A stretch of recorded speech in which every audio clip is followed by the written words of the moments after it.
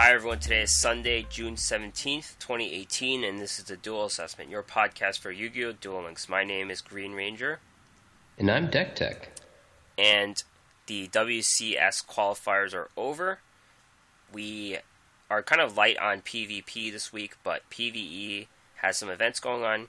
But most notably, Konami has released some news on upcoming card bans and limits, and also skill changes, and most importantly, a new Structured Deck EX, which we'll talk plenty of. And all of these things are going to change the meta by tonight and tomorrow, so we're pretty excited with all these changes coming up. So, Deck Tech, where are you this week?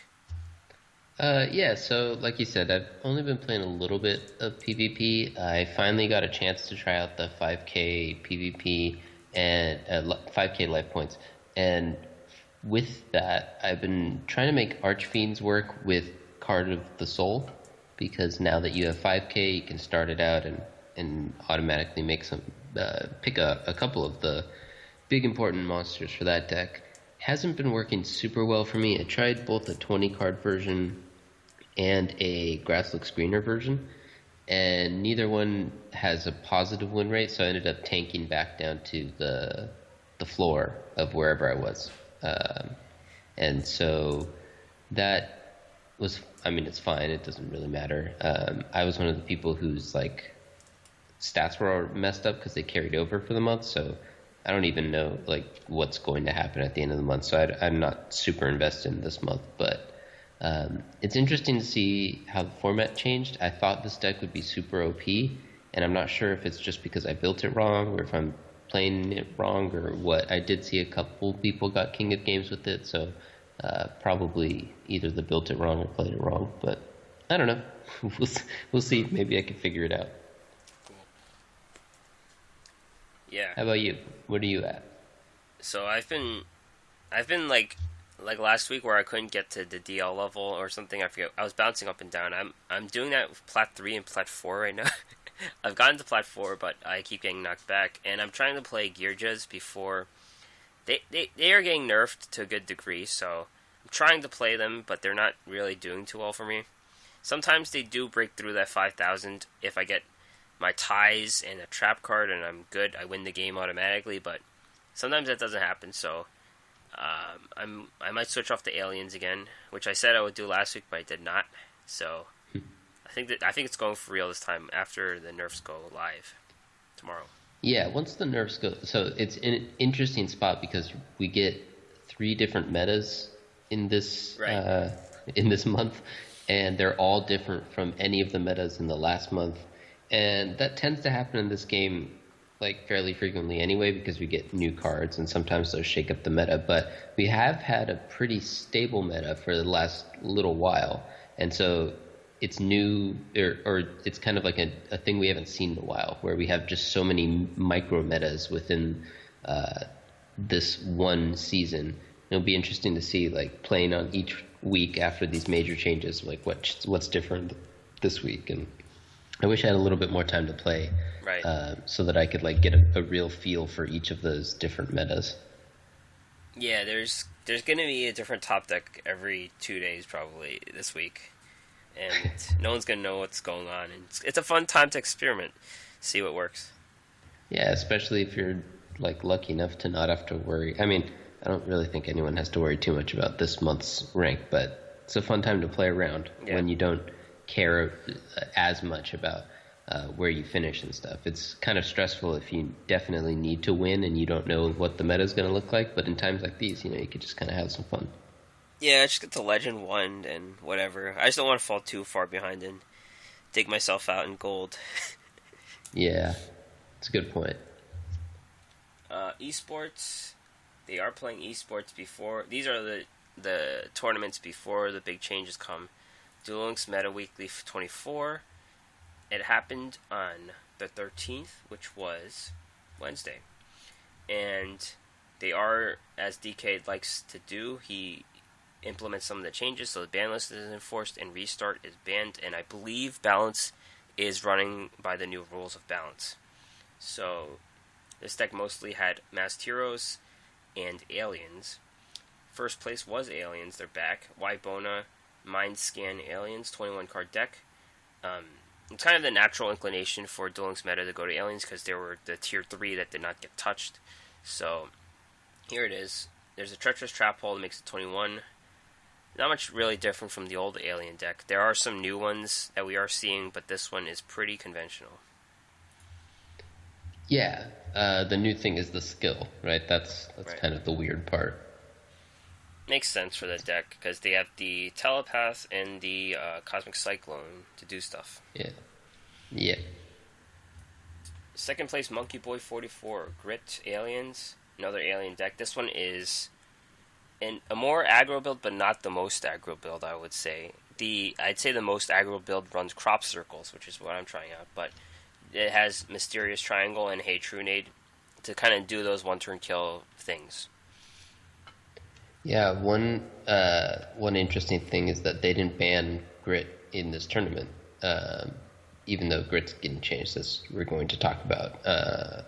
So this might have been one of the more powerful skills that was available to the players without kind of having to adjust for those changes. Right. Third place, Yugen, Mindscanned Amazonas. Another deck that has resorted to Mindscan, more of experimentation than a solid skill, I'd say right now. But you see kind of the new build. Amazonas can't run Econ anymore because they do want at least 2 Amazonas, so Econ is out for Amazonas. It still looks viable though, as you have always ran 2, but I'm not sure about your take on Econ. Did you run any Econs? I did, yeah. I really liked Econ with the Tiger. Right. It just works really well, and any Swarm deck, Econs are very powerful. So it is a hit. I don't think it's a huge hit, like you said. The 2 Onslaught was never a big deal, though. Yes. And third place, Foo 420 brought a Draw Sense Earth spellbooks, and this one has a Dark Magician of Chaos, and it appears Draw Sense Earth is just for the Fool of Prophecy. Yeah, that's the only Earth monster in both the deck and the sideboard, so yeah, it's got to be for that. Interesting take. We haven't seen, I don't think we've seen anyone use it before, have we? We haven't seen Draw Sense in forever. Yeah. So you have to take 1,500 for it to be activated, which is obviously a hit by pretty much anything except for maybe your opponent's Naked Blue Boy. And then you don't have the restart, so you can't guarantee that you get the Grasslook Screener in your starting hand, but it's an interesting take. Yeah. And the J-Arabian Cup happened yesterday on Saturday. If we recorded the podcast yesterday, we wouldn't be able to report on it, but since today's Sunday, we can. So, they did not follow the rules for the updated ban list and skills, so this is kind of old meta stuff. But there are some interesting new cards.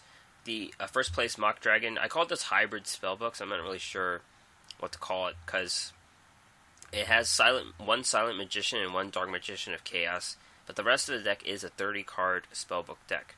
And it's pretty good that one Silent Magician card did make first place in a tournament. Yeah, we're going to talk about that whole situation a little bit later, but it's interesting. I forget her like just static state is she gets kind of beefy, right? If you have a lot of card in hand, then she can protect stuff. That's her ability. Yeah. This one doesn't include the level 8 though, which is interesting. Right, that's what I was thinking, because that's one reason why you might run her, is to have that level 8 easily tutored out, but I guess for him it's just you will frequently have just cards in your hand, of course, in this deck, and so it makes a little bit of sense just as a protection thing, and just beefy, and it's almost always, well, no, it will always be better than a blue boy, so you can just play a blue boy and then special summon her. Yeah. Get a lot of value there. So. Yep. I might have to finish getting the blue boys in the Spellbook of Eternity. Yeah, maybe. Maybe, yeah. I'll wait for a next card release and see what comes out, I think. we'll also have to see because he's running restart, which is Oh not yeah. too surprising. But he's got the restart grass looks greener build, and like you said, just the one silent magician. Otherwise, it's pretty much what we've seen before. Um, but we'll also see how much that restart change actually affects the deck because there's some thinking that it will be the just hands down best deck after all the changes are made, but it is slightly affected at least by that skill. So we'll have to see how much so. Second place, Dennis E.G. Sylvans. This Sylvan deck has Last Day of the Witch and Warrior Elimination in the main deck, but anti-magic arrows to swap out if you're not facing one of the two most popular decks. Two or three. It's an interesting choice because normally you would do the opposite. You would put the more generic one of the anti-magic arrows in the main deck, and then put those specific targets in the sideboard. But I guess he was just really convinced that he was going to play against these decks. Do you know the matchups, like if they're favored or like who's supposed to win? Is that why he's doing it? Because these spell books and Spellbooks, well, I Mass guess Heroes, Amazonas.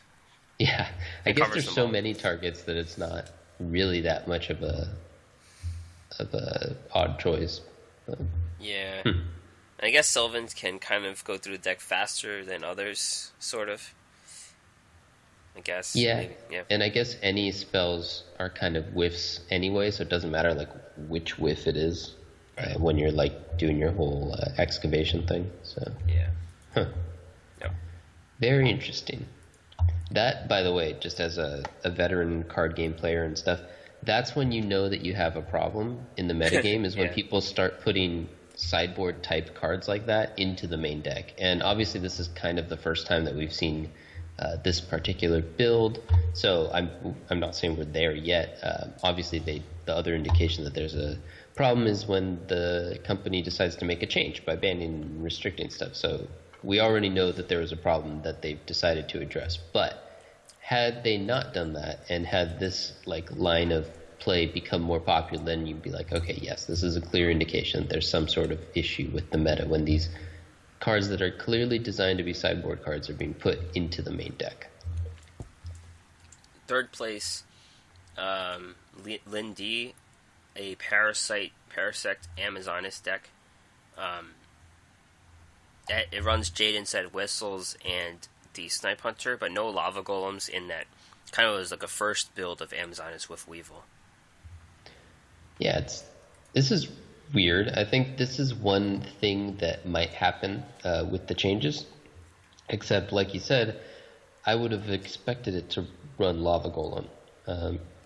The plan, of course, is you use the whistle, pull out something, use Lava Golem to get rid of something that you care about, and possibly use the Parasect if you need to as the other fuel, and then you're running in like the Sword Woman or something, so you don't care, you take a bunch of damage, clear the way, or you could use Snipe Hunter, and then the Princess herself is really good at getting rid of your extra cards, so you don't really care if you end up drawing a Jade Whistle that you can't use or something.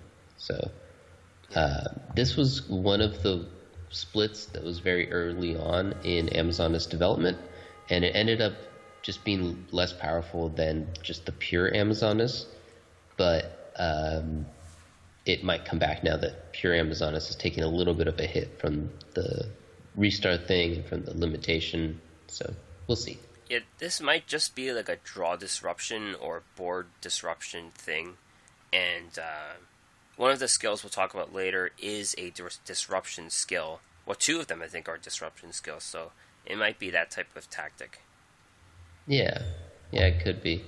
One other interesting thing is that this particular deck by Lin D, we were talking about it before we started recording, it looks like he's prepping for the changes, which was an interesting choice to kind of handicap yourself in a tournament that's at a high-level competitive tournament, but it does seem that he's playing by those restrictions. He only has 2 Onslaught, he has no Econ in his deck, he's using a less common skill that might indicate he chose not to use one of the other ones, so I guess he's kind of testing for the future, and he obviously did very well. He got third place, so good job and congrats on all that.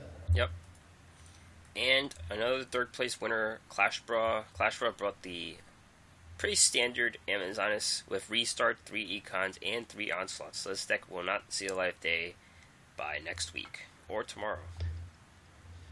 Yeah, so this is a very tight, like, clean version.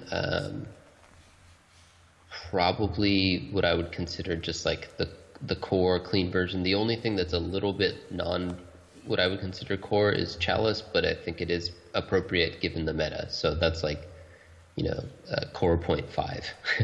Yeah. So this is like the starting point deck for what will no longer be appropriate, or will no longer be legal even very soon. So. Nope. We're looking at a relic of history here. That's right. This will be the one that we look back on and we're like, yes, this was the list of the era. That's like the starting point. Of May to June 2018. Yes. Just a little bit of for people who aren't familiar with it, so the J-Arabian Cup ran on Smash GG, which is a little bit of a weird system to try to look through if you want to look at deck lists and stuff. We have the link here, and what you do is you can go over to the bracket of top 16 or Swiss. I think Swiss, definitely top 16, and you can just click on the player, like the bracket, the match itself, the players' names, and then that'll show you screenshots that the players submitted of their deck list, and that's how you can check it out. Yep. Alright, next item, WCS 2018 Aftermath. What happened there? Yeah, so normally big tournament like this, big event like this, we would kind of go through, see what we could find online, and people who finished really high, see what they played and talk about how it might impact the meta. But this time, of course, we have some skill rebalancing and some restrictions and forbidden limited list changes that will be shaking up the meta pretty substantially, I think. And so this isn't the most relevant, and so I'm not going to highlight too much about what we saw. Decades, MCS, or they have like the pro point system, and they are using things like the finishers, the finishes here as for awarding points. And so I think we see a lot of the people who are competing in that whole community, with the Duel Links meta point championship thing that they're going after. I forget what it's called and didn't pull it up, so excuse me to everyone who's in that. But we see Mock Dragon, Andy Sang, Select Maple, Wybona, Miguel Joker, Koizumi, Eugen, and Harambe Bay all did very well. All got in top 10 in their respective regions. Probably a couple other people competing in that points race did well as well. And sorry if I missed you. There was a Bcade. Do we know if that's Decade? Just no idea. Being funny, or is that someone else being funny about Decade? No idea. Okay, well, possibly Decade as well. So, regardless of if you're going for those points or if you got, your trip to Japan or whatever, make sure you actually click into it, into the results are back thing in the game, as that's how you collect your rewards. So make sure you don't leave those on the table. Had to cancel our flight plans last week. Yeah, unfortunately I didn't make it. I got top 4,000, so there's that. Yeah, it was 5,000 something. Oh yeah, you tanked it? What happened? I didn't have 5,000 points. No, I had like 1,200 points. Oh, bummer. I thought you were ahead of me. That was still rank 5,000 something, which is kind of like there was no one there, I guess. Yeah. So I think I told you about it. I was playing, and I only got to play like 10 games or something, which was a bit of a bummer. But the last two were both incredibly lucky Sylvan's players, and who, like, one of them, I won the game if I had a onslaught go off, and dude plays the Marsh Leaf, I think that's the one, that mills 2, and both the things he mills are co-mushrooms. And I'm like, really? And I had 3 things set, and he hits both of my onslaughts, because I knew I was just like, all I need to do to win is get 1 onslaught to stick.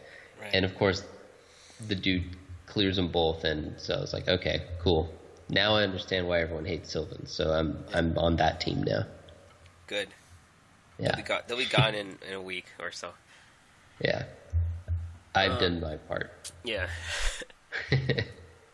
So we actually get to the changes now. New Meta 1, and that is happening tomorrow sometime, probably at night, or tonight. I think it was tonight, actually. I'm not sure. Yeah, my game says today's date, your game says tomorrow's date, so right. I guess that means it's happening sometime after 9 my time. So you have half a day to enjoy these skills as they are. Yes. There you go. So, yeah, the one-turn kill meta we were in really pigeonholed decks to skills. Like, you could, if you saw Grit, you knew there were Sylvans pretty accurately, so there was a problem there. So, we're going to go into some of these nerfs. Dual Standby. Dual Standby got hit because of the one-turn kill decks with Silent Swordsman. So, basically, you can't activate spells and traps on the first 2 turns, I believe. So, and Archfiends and Ice Barriers also get hit. I think Ice Barriers are done after this. You kind of see them as a fringe thing on the ladder sometimes, but I think they're done after this Dual Standby change. Yeah, just to correct that, it's just the first turn. But I agree. You're probably not going to see Ice Barriers anymore. There's not a ton of a reason to see them.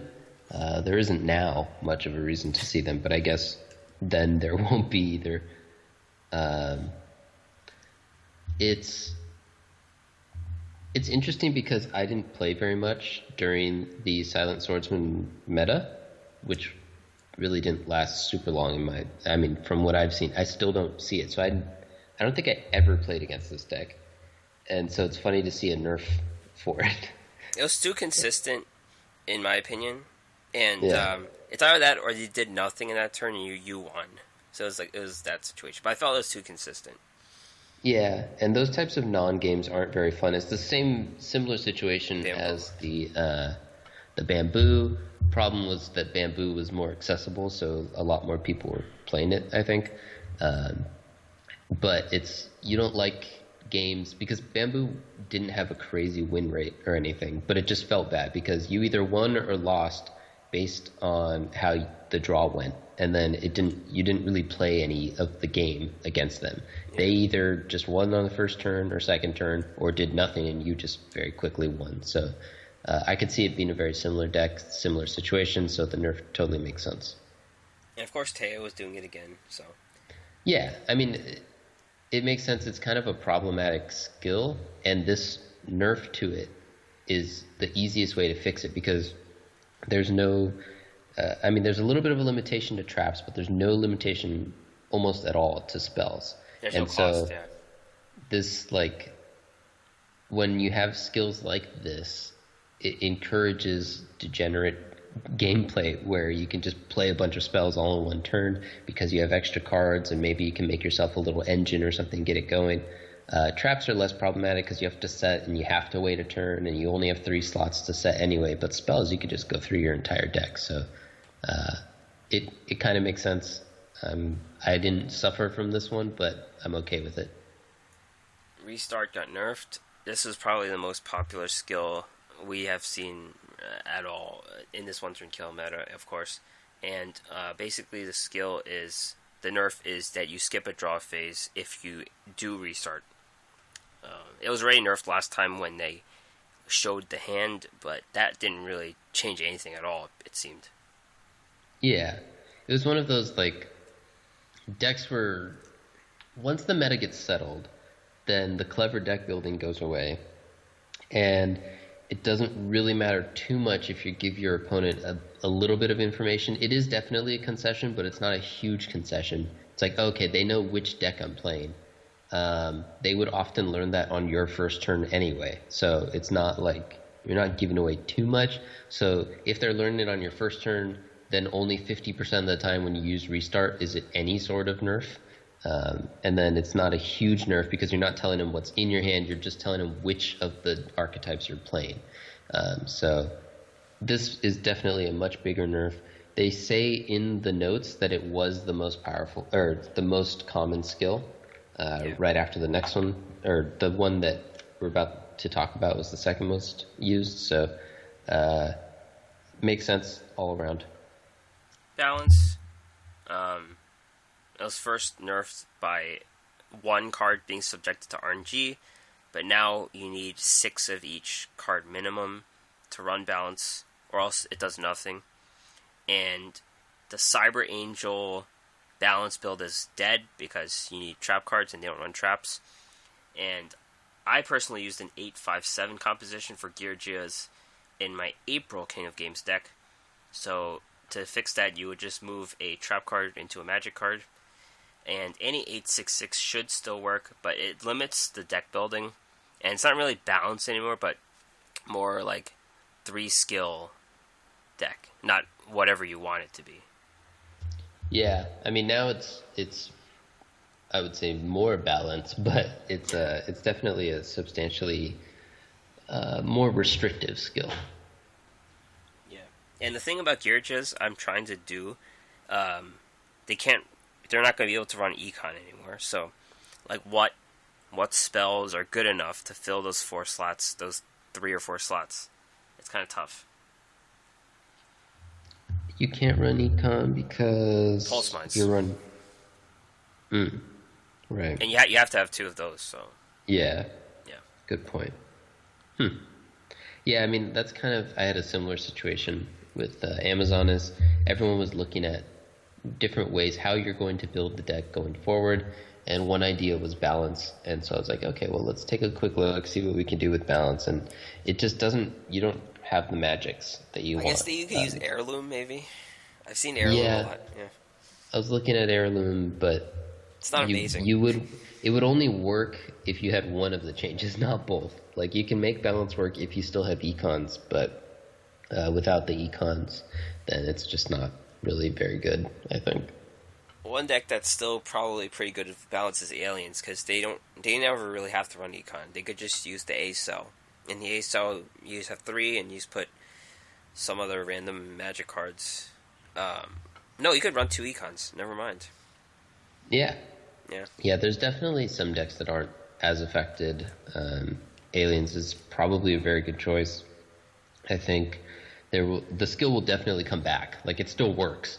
Yeah. There will still be decks that work with it, especially when we kind of add more cards and there becomes a deck that either has a core magic filling slots already, like Aliens kind of do, and so then you don't need to fill it more, or if we just get another utility powerful magic card, or the deck just doesn't rely on anything else that's banned or limited, again, kind of like Aliens, so that you can use, or I guess it would only apply if it would be restricted to 2, but you can use those econs as that restricted to 2 and not have any issue there. So I'm certain we'll see balance come back at some point. Definitely. Grit caught on fire during the one-turn kill meta, and now the skill is not subjected to RNG when you don't know if it's going to trigger. It's definitely going to trigger if you have 4,000 or more life points and you get one turn killed, so it will trigger then. But if you have anything below 4,000, it will not work at all. So they could get one hit in and then Grit's done. Like, they could skip their turn, and then Grit will never activate again. Yeah, the way that I'm reading the change is that it only works if you had 4,000 or more at the start of your turn, and then it works once per duel. So if you do any sort of chip damage to them beforehand, and one difference would be if we stick with this 5,000 life point meta versus reverting back to 4,000. I don't know if they have decided that or what they're going to do, but that might make it slightly less of a nerf, but this still seems like a pretty substantial nerf because you're frequently going to be able to get in just a little bit of damage first, and sometimes just without even trying, like just from playing normally, this would have happened. So I don't think this is really a very good skill anymore. Ojama Go was always used in unfun means, and now it only puts one token on the board instead of two, which is more of a counter to Lava Golem, if anything. Yeah, yeah, this was definitely one of those skills that if it was being used, it was an unfun deck. Like you knew it was never used in like a normal interactive gameplay situation. It was only used abusively. So I'm okay with this change too. Destiny Draw, same. It's kind of the same thing.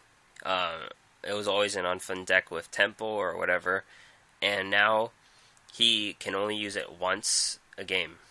I think that's the change. Yeah, and this is actually pretty big because I think we saw a lot of Destiny Draw decks that would gain a bunch of life using most recently like Ladybugs and Draining Shields, but they would like let you hit them for 2,000 plus and then gain a bunch of life and then just kind of repeat that cycle over and over again until so that they were drawing the perfect card whenever they needed it every couple turns. And they would either burn you out or just stall you out because they always had a perfect draw. So I think this is a pretty substantial nerf. The skill was originally, I think, mostly just intended to be used once. And then as we got more and more stall tools and stuff, it just became this thing that you could use repeatedly. And so I think this brings it back in line with how they initially intended it to work. Yep. And extra. This was the winner of the last MCS, and Konami had enough.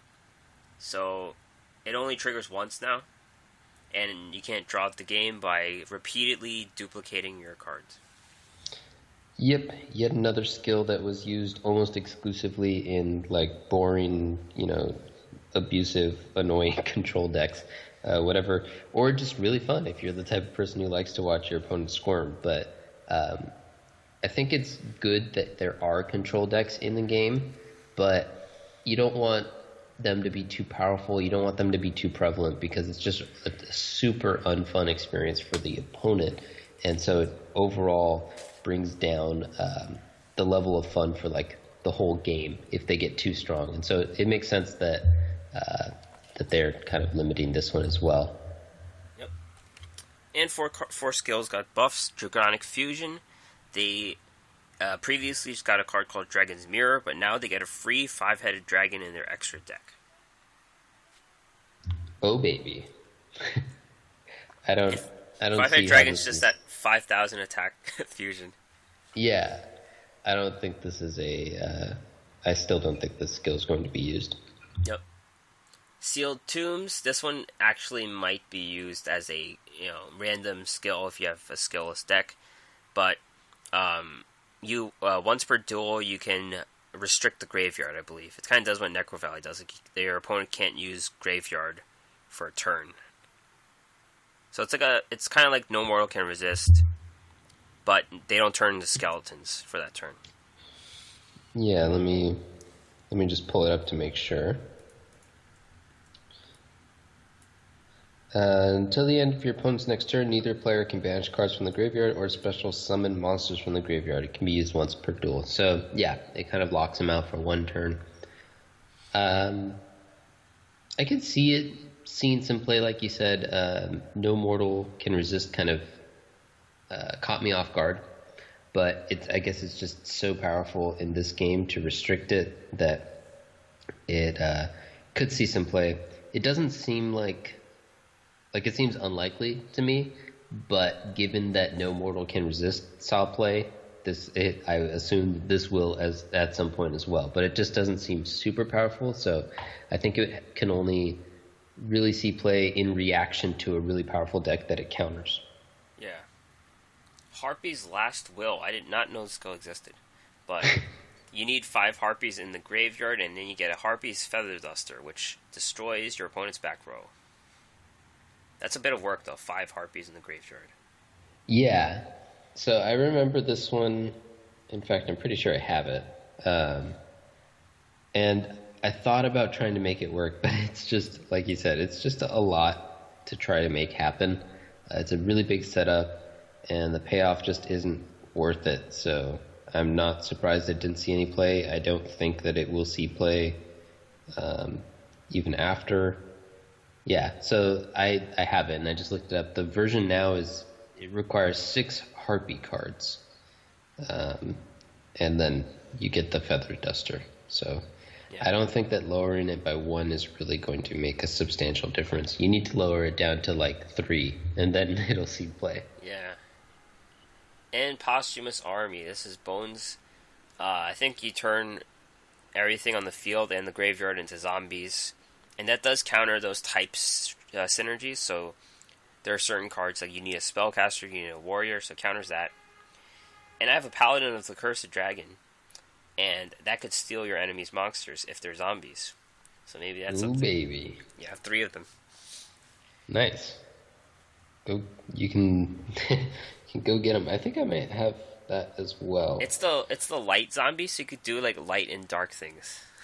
Yeah.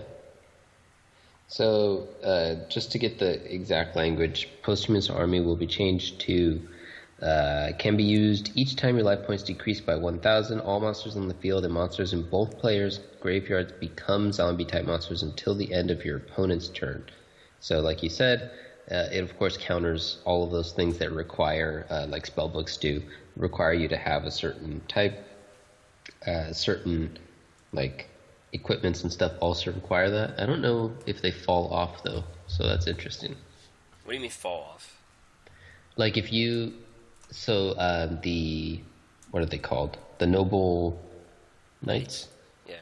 with the weapons, they can only be equipped to a warrior, right? Oh, yeah. And then so I'm wondering like what happens if you do that? If you play the, I don't think they fall off. Yeah, probably not. I just thought of a new combo right here. Ill Blood can get zombies from your opponent's graveyard too. I did not know that. Hey, there you go. Cool. Something's cooking. Something's cooking. You're excited? You're gonna make some posthumous army memes happen? I'm not gonna get off plat for the season. That's alright. I'll be right there with you. So on the 26th or late 25th, we're not sure when, the limit list on cards will come, and this will be possibly. This will shape another meta, so we're going to have a week of this meta and then a new meta afterwards with completely banned cards. And this was the first one in a really long time. The last one was the Bamboo, I believe. And a good thing Konami did was they did not restrict any cards that were URs or SRs that were purchasable. So these are all things that were Ns and Rs or things we just got. So no lost money, really, in that regard. Mm-hmm. Limit, 1 per deck, massive morph. Big deal. Oh yeah. Yeah, this is huge. It's another part of those, it's another one of those indicators, like those skills that we talked about before, where the card was never used in like a fair or fun deck.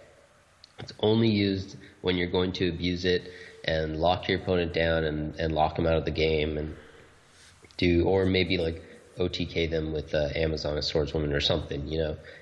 It's not like a card that indicates normal interactive gameplay. Yep. So Konami has had enough with these decks, and this is the last straw, pretty much, of that. Yeah, which is interesting because they weren't actually that prevalent, in recent months. But I guess they just kind of wanted to shake things up, and maybe they saw if they made changes to these other decks that the decks that would take over at that point would be these kind of slow, grindy, abusive decks, and they decided to preemptively do it. Yeah. And the rest of the cards are semi-limited to 2, so you can only have 2 combined semi-limited cards per deck. Secret Pass to the Treasures. So this was specifically for the Silent Swordsman, and it does not affect farming, thankfully, because you only used 1, so... Yeah, unless you, for some reason, need econ in your farm or something, then it could very slightly affect farming, but almost certainly not. Assault Armor.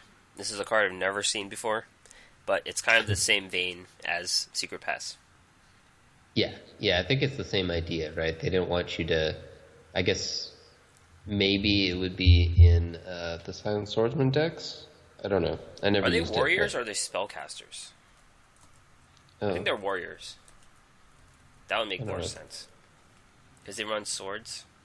Yeah, Yeah, they're warriors. So it was for that deck. yeah.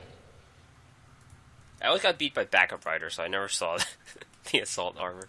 I, I like I said, I actually literally never played against the deck, but I just assumed that that was what it was before. This is the biggest one here, Econ. Probably the most common card in Duel Links. Best back row. Semi-limit is more of a deal for the other cards that share this list. So you run 2 onslaughts. You can't run Econ. So that's the biggest deal.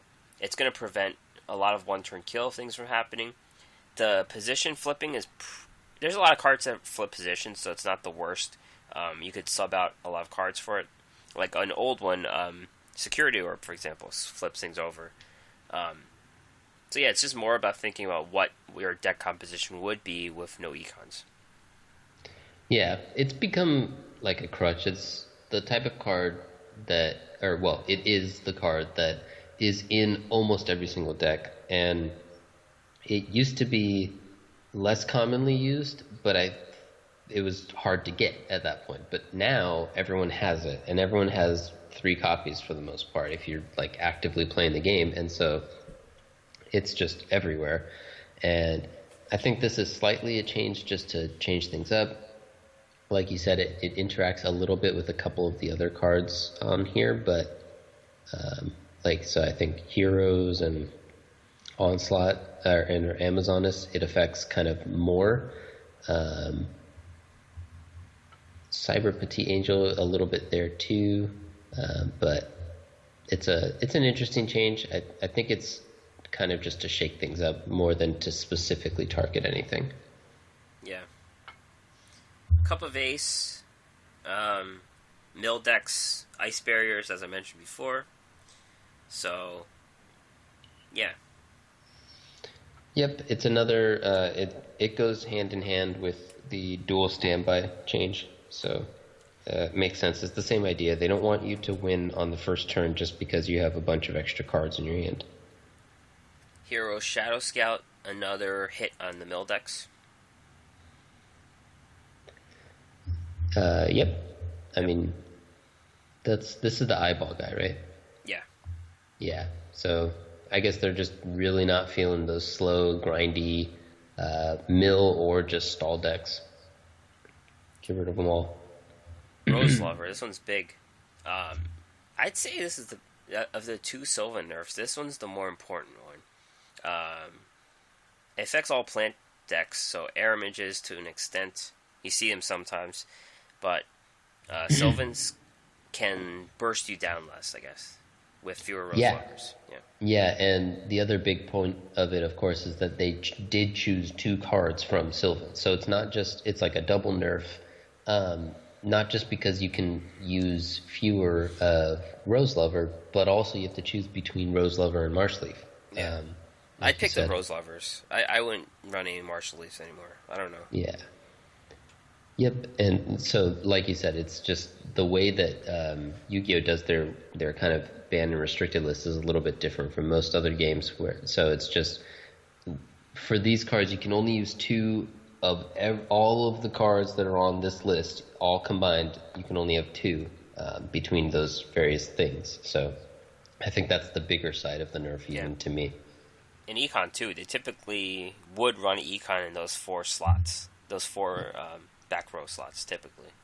Yeah, I think that it's less important for Sylvans, so I don't think Econ's the biggest part, but I think that the Rose Lover and Marshleaf is enough that Sylvans will probably no longer be a significant part of the meta and not really be meta relevant. It's about damn time. That's all I gotta say. There you got there eventually. My King of Games deck was called Nerf Sylvans already, and that was in April. So I was calling for this. You were probably one of like whatever it is, 10,000 people who Yeah. named their decks that, and they're looking up decks to put onto the like the street replay and stuff. And they're like, every deck is named Nerf Sylvans or F Sylvans, or I wonder if people like Sylvans. And people in the subreddit are going to need new things to do. They have a trove of memes that Oh, don't. I wouldn't worry for subreddit. I'm sure they'll find something else to complain about. They always do. yeah. As we referred to a lot, Onslaught is going to get restricted to 2. It's not that big of a deal, but Econ is the consideration, mostly. Yeah. So it's kind of like a cut by 1,000, whatever it is, death by 1,000 cuts. Yeah. Figure. Make sure you know the saying before you try to say it.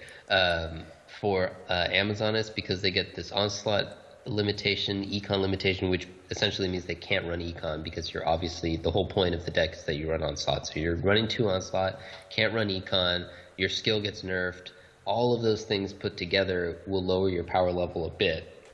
And then the question is, with all the other decks, excuse me, most of which are also getting their power level lowered, a couple risers, a couple fallers, but like where will Amazonas end up?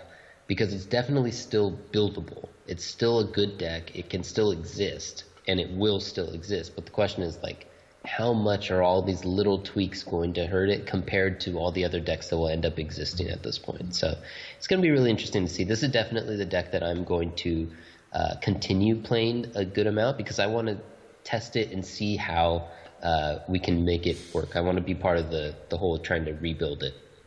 You have to follow Black Jesus because he makes like some of the most creative decks, and it's good that they're not locked down to one type and they have the flexibility to survive. Yeah, for sure. Cyber Petite Angel. So this is big. We only have 2 of these in whole, but it competes with the Dakini and the Machine Angel Absolute Ritual.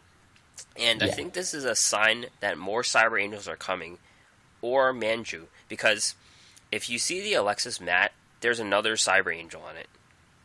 I think Natasha, or I think it's Natasha, but there could be more coming down the line. So I think this is what this is for. Interesting. That's a nice take. I'd be interested to see if that happens. I was thinking it's just because they expected Cyber Angels would take over if they nerfed all this other stuff.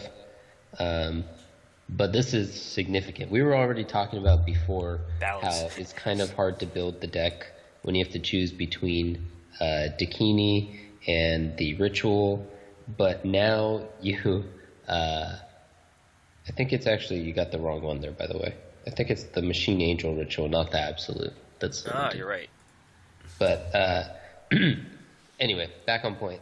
It was already like a little bit of a strain to build the deck that way, and you needed to run Saphira and kind of switch stuff up. And at this point, you're just significantly hampering it. That does, of course, point to just how OP it was when it first came out, that you had no restrictions, and that deck was just clearly problematic. But it would be interesting to see if we definitely get some, or if we get some new stuff, it would be definitely interesting to see how the deck shakes out, and if there's some cool new stuff we can play with. I enjoyed the deck, kind of building and playing with it. It was a fun thing to play with, but very unfun to play against. So, I don't know. Mixed feelings on that one, but generally okay with it because I haven't played it for a long time.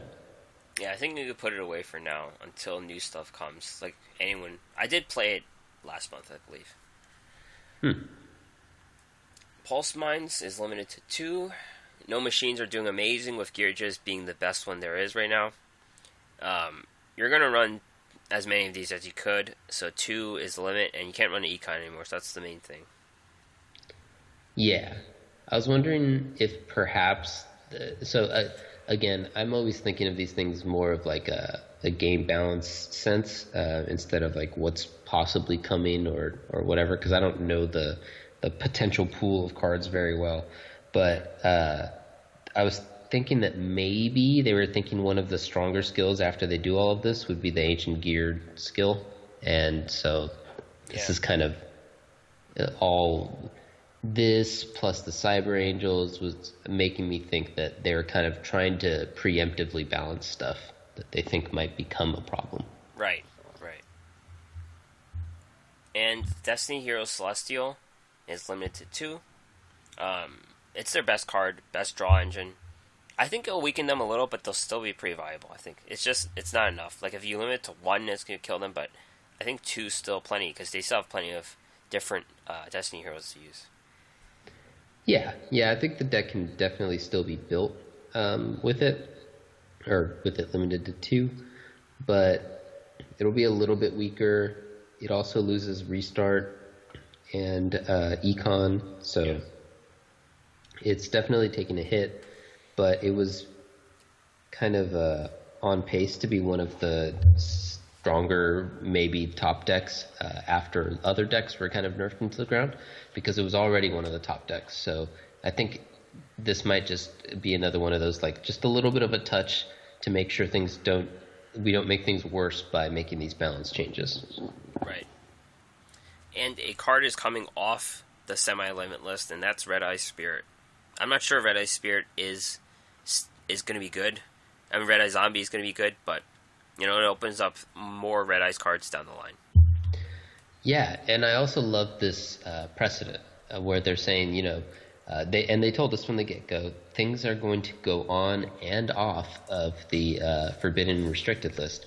A lot of times these types of changes feel like a one-way ratchet where you just kind of add and add and add onto the list and you never take things off of it. So it's fun to see that they're already considering and already doing that option where they say, hey, this deck hasn't seen play since we made the change, so the change kind of killed it a little. I mean, it did see a little play right after, but hasn't seen play in a while, and we don't think it's going to be abusive now, so we're going to give it another chance to live.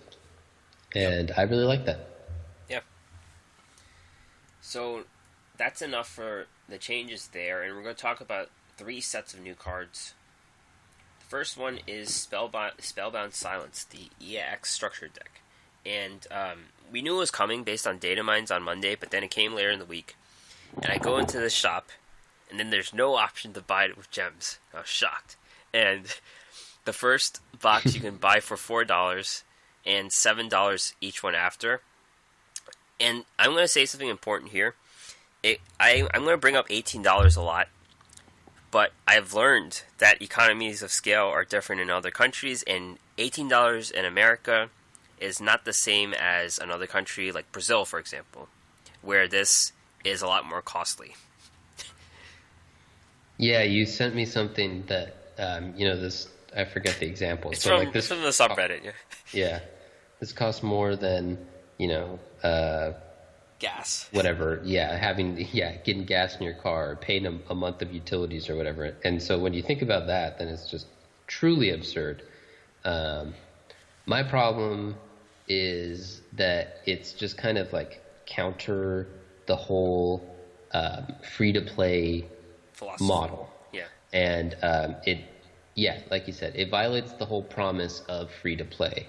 And especially when so first of all, my take on free-to-play is that you should never lock content behind paywalls. Essential content, yeah. Yeah, there should always be a way to...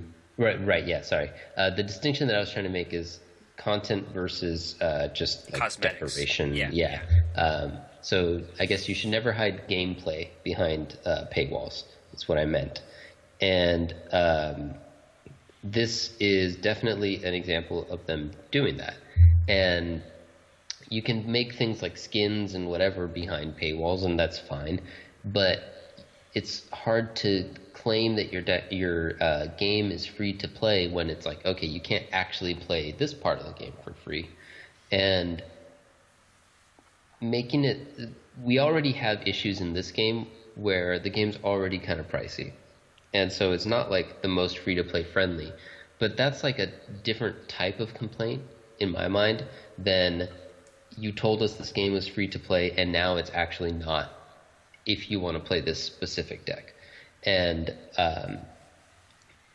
$4 for the one purchase for me, $18 total, it's obviously not going to like break the bank or anything. It is more than I wanted to spend on this game, and more Yeah. than I probably will spend on this game, but or right now. But it's not like about the amount. For me, it's not about um, paying any money in the game. I do pay money on the game.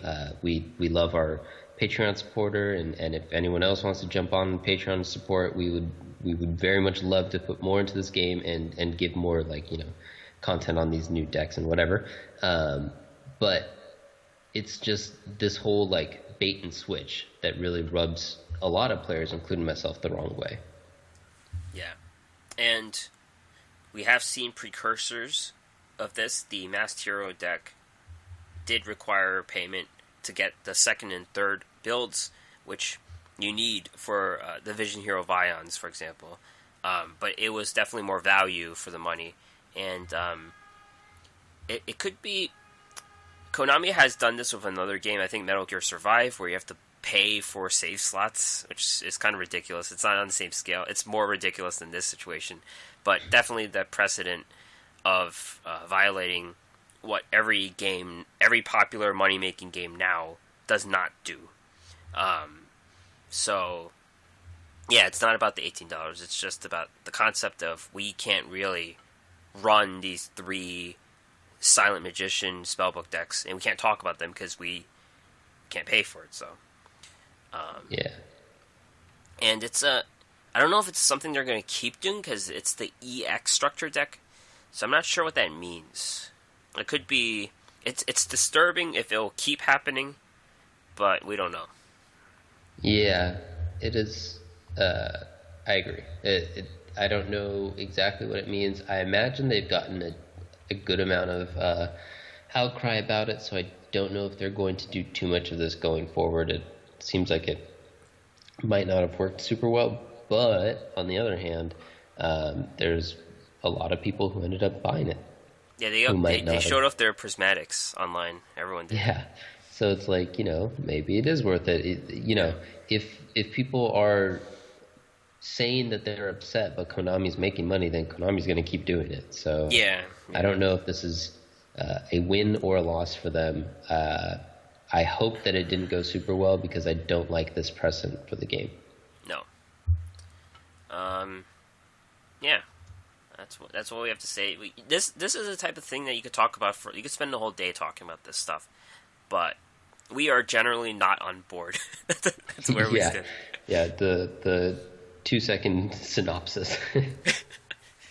But the cards you're getting, Silent Magician, this is just a one-of in the deck, and this is not the same old Silent Magician. This is the new one with the better artwork, and 4-star 1000, can't be normal summoned. You special summon it by tributing a spellcaster. Gains 500 attack for each card in your hand once per turn. When a spell is activated, you can negate it. If it's destroyed in battle, you can bring back a Silent Magician from your deck, which usually is the level 8 3500. So, and you're getting that as well, but we have Echoes of Silence, so we already got that card. So, yeah, that was another thing that was kind of the lesser point for me, was the value, where it sucks when you're spending this much money on essentially 2 cards because we already had some stuff. But of course, not everyone would already have some of the stuff in the deck, so it's kind of, that's a lesser point. It's more worth it for the new player, I guess. Yeah, it is. But this is a really good card, and it's immediately been in spellbooks. So, yeah. Yes. And the other new card, Gold Sarcophagus, banish 1 spell card from your deck face up. During your second standby phase after this card's activation, add that card to your hand. This is mostly for stuff like Exodia, I think. Farming. Yeah, it's definitely an Exodia card. Farming sounds good too. So it's one that is interesting to be in the game because it always means that there's chance for like a combo thing to happen if you can live long enough to get the card. But that seems like a pretty fair tutor to me. So I'm okay with it. And you it's know an what interesting it is, card. Too. Yeah. The Tag Tournament Duel GX. We're gonna talk about some of the new cards. Any of the interactions you liked? of the tag duels? Um, well, the Arcana Yugi one that I posted was pretty funny. The first Uh, time I played against him, Arcana did nothing. He literally played no cards. It's oh like he yeah, tagged the duel on purpose. that's hilarious. I didn't notice because I've just been auto dueling the whole time. I just kind of like that was one that I saw, and I was like, that's funny, given their whole thing, and The I third like it. the third set of duels is all like awkward interactions, usually Yeah, like Pegasus and Kaiba. yeah, it's funny. I did notice that too, where every single pair was like, I don't want to be your tag team. They're like, you're in it to win it or not if you're Arcana. Tristan was running a 30 card Unga Bunga deck. That's funny. Um, yeah, I don't remember what else, but this was a bit better than the other tag duel tournament, where Kaiba didn't know what to do. So the Yeah, the partner's a little better. Oh yeah, Mokuba gets the Trihorn Dragon out as his skill, and that card is yeah, very special to me. So very it's, special. it's my rarest card, my rarest paper TCG card, Nice. which was power creep by Blue Eyes right away upon release. But it's Yeah, my rarest card. it's it was power creeped, but not really. It was just instantly beaten. Worse.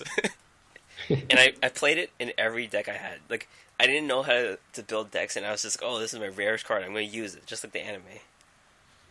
Nailed it. Yep. It was in the second. I bought two booster packs. Those were the first I ever bought, and it was in the second one. Like, my rarest cards ever were my first packs. Nice. Yeah. That's hilarious. Yeah, I never played it.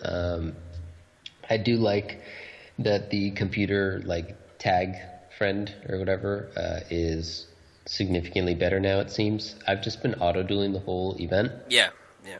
Yeah, and have been winning almost every time. So that tells me that we're doing fine.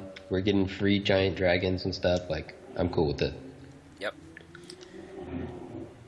New cards, Prime Material Dragon, UR, 6-star, 2400, 2000. Any effect that will inflict damage to a player that increases their life points instead. During our player's turn, when a card or effect is activated that will destroy a monster in the field, you can send one card from your hand to the graveyard and negate the activation, and if you do, destroy it. Mostly, this is just an anti-burn card. And it's decent if you can get like a Monarch thing where you could get this guy out on the first turn. Not the worst card. Yeah, it's okay. Elemental Hero Shining Wingman. Not much to say about this card. You fuse Flame Wingman, which is already a fusion, and Sparkman. Gains 300 attack for each Elemental Hero in the graveyard, so it's going to be 6. It's going to be a 3100, 2100 fusion. Inflicts damage equal to the monster's attack points when it destroys a monster. It's too much setup, basically. Yeah, I'm with you. Evil Swarm O Lantern, 4-star, 1650, 1250. You can tribute this card, then target one face-up monster your opponent controls and destroy it. It's kind of like Flying Fish, where if you keep bringing it back, you can control stuff on the board, but the limitation is it has to be a face-up monster. Yeah. Searchlight Man. It's not a good card.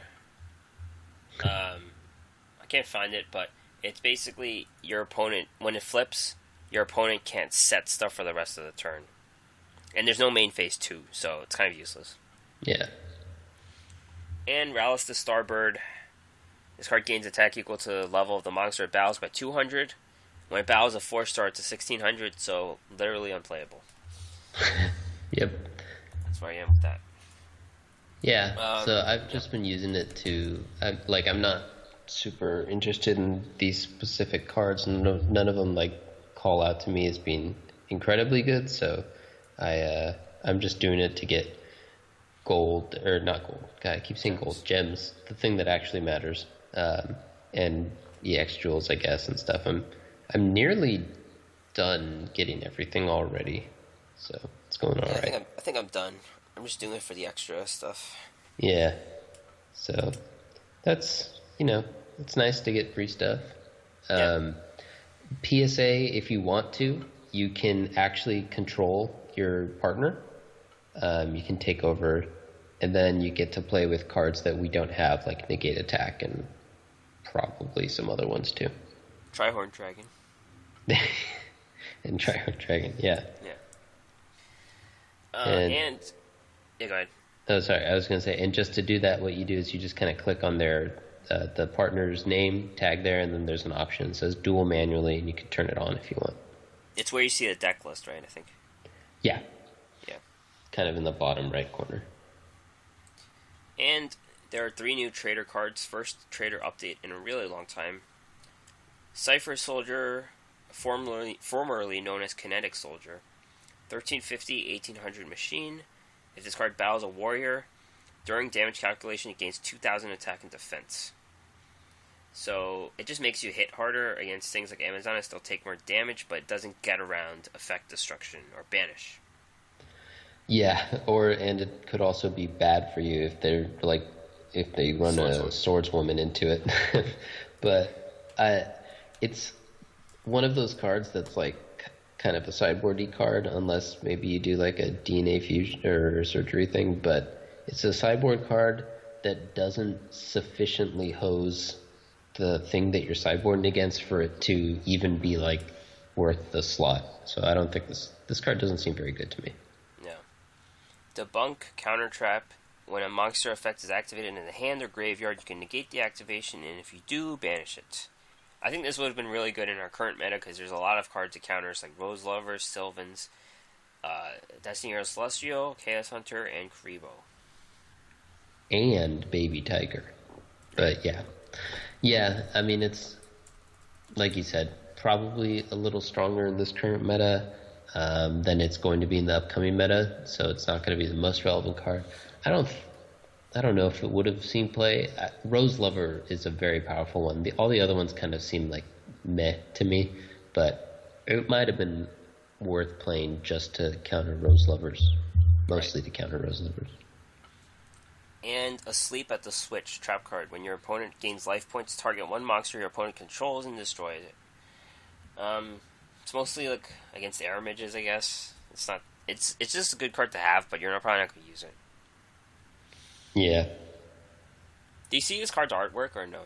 Yes, I did. I looked it up. Do you know what's going on here? If there's a story about it, why don't you tell us? I don't know. So there's a dream clown with a hammer, and then there's a pot of greed. So what happens after this? He's gonna smash it. And what comes out of that? 2 cards. Shard of greed. Yeah, there you go. That's the story here. Okay. So he fell asleep, and then we got our Shard of Greed. Yep. Which is our playable, or not really playable, our acceptable version of Pot of Greed for this game.